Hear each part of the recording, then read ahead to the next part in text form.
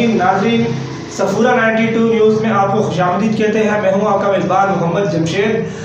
जैसा कि आपको मालूम है कि आने वाले वक्तों में पाकिस्तान के अंदर एशिया कप का इनकाद हो रहा है, तो आपको याद होगा कि भारत ने गुज़िश्ता कबल माजी में श्रीलंका और पाकिस्तान का मैच हुआ था, तो हिंदुस्तान ने पाकिस्तान के अंदर श्रीलंकन टीम के ऊपर हमला करवा कर पाकिस्तान के अंदर क्रिकेट जो बहाल थी उसके ऊपर पाबंदी लगा दी थी। बैन लग गया था। बैरूनी मुल्क से बड़ी बड़ी टीमें, बल्कि छोटी टीमें भी पाकिस्तान में आने से उन्होंने इनकार कर दिया था। पाकिस्तान को FATF के अंदर भी इन्होंने जलील करवाया। इंशाल्लाह इनको भी FATF के अंदर जलील करवाएंगे। पाकिस्तान इंशाल्लाह FATF के अंदर सुरखरू होगा।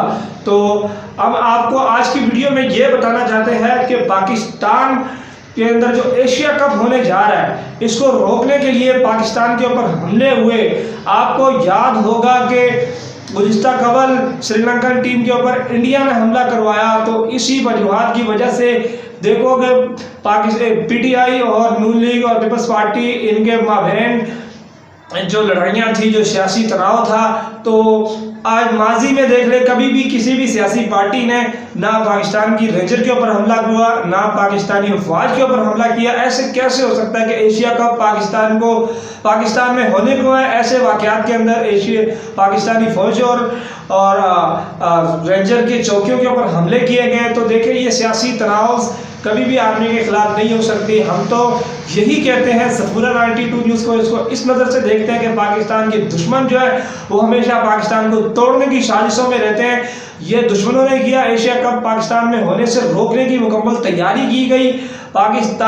इंशाल्लाह पाकिस्तान में एशिया कप होगा। हिंदुस्तानी क्रिकेट बोर्ड ने कहा कि पाकिस्तान में सियासी तनाव की वजह से, लड़ाइयों की वजह से पाकिस्तान में एशिया कप कराना ये सिक्योरिटी का मसला बन रहा है। और जबकि आपको पता है न्यूजीलैंड के साथ भी सिक्योरिटी का मसला हुआ। बाद में पता चला कि उन्होंने IPL के मामलात के ऊपर न्यूजीलैंड के खिलाड़ियों पर इशू बना के उन्हें सिक्योरिटी के मसले के ऊपर उलझा दिया, और जबकि वो सिक्योरिटी का मसला नहीं था। एंड टॉस के दौरान सिक्योरिटी का मसला कैसे हो सकता है? तो टॉस होने के बाद ही न्यूजीलैंड रवाना हो गई। खैर, इस बात को हम काटते हैं, आते हैं अगली बात के ऊपर। भारतीय क्रिकेट बोर्ड ने कहा कि पाकिस्तान में एशिया कप कराने की वजह से सिक्योरिटी का मसला, क्योंकि सियासी तनाव की वजह से सियासी पार्टियां एक दूसरे से लड़ रही हैं।